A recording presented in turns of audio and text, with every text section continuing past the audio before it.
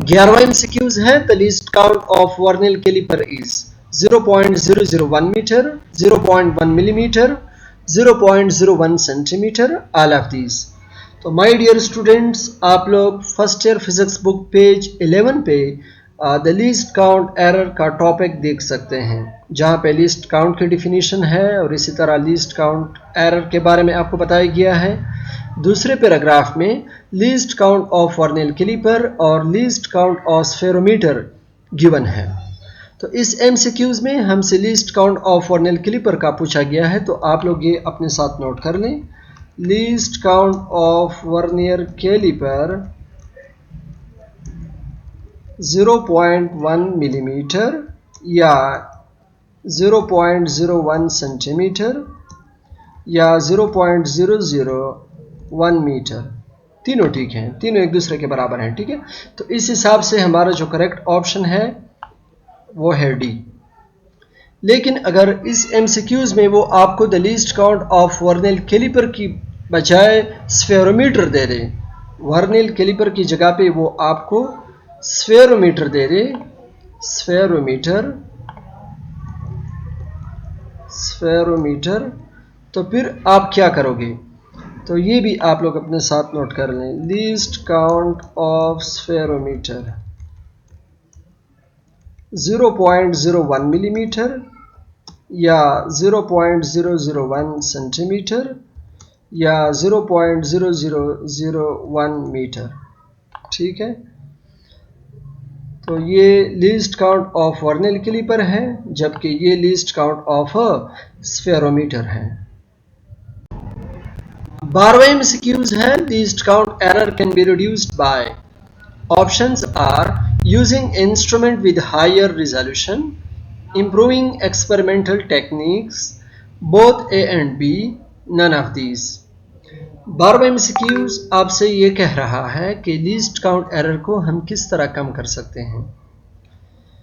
पहला ऑप्शन है आप ऐसा इंस्ट्रूमेंट यूज करो जिसका रिजोल्यूशन पावर या रिजॉल्विंग पावर ज्यादा हो। दूसरा ऑप्शन ऐसे एक्सपेरिमेंटल टेक्निक्स यूज करो जो मॉडर्न हो, ठीक है।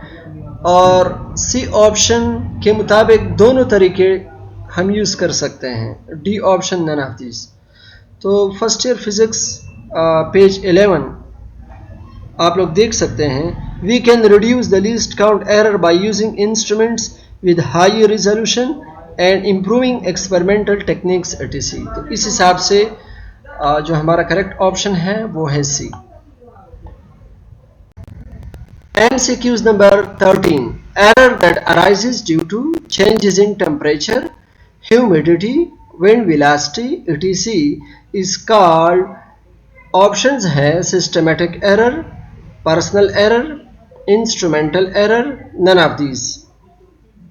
तो my dear students, first year physics book page 11 पे आप लोग रैंडम एरर का टॉपिक देख सकते हैं।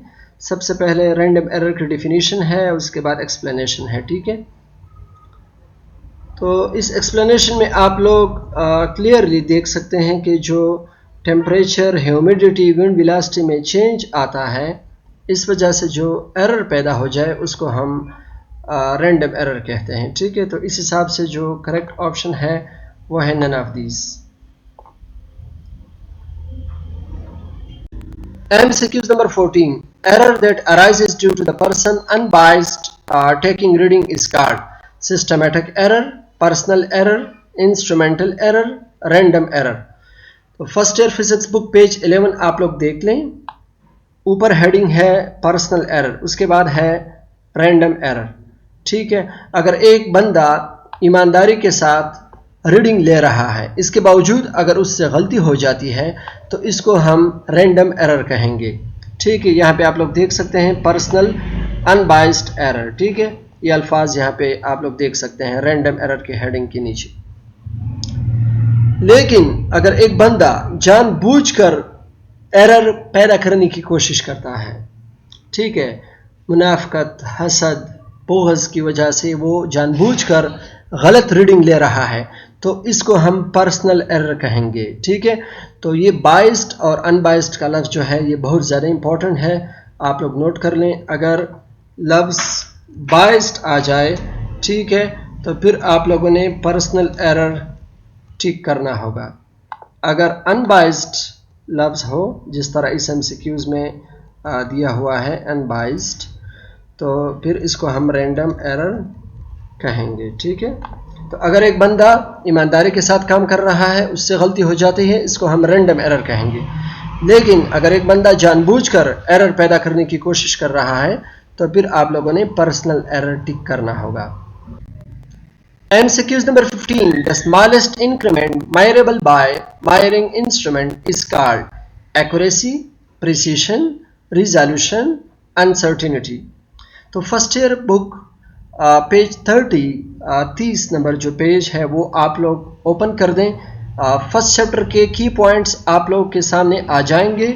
इसमें ये डेफिनेशन आप लोग देख सकते हैं, लीस्ट काउंट और resolution, the smallest increment measurable by measuring instrument, ठीक है।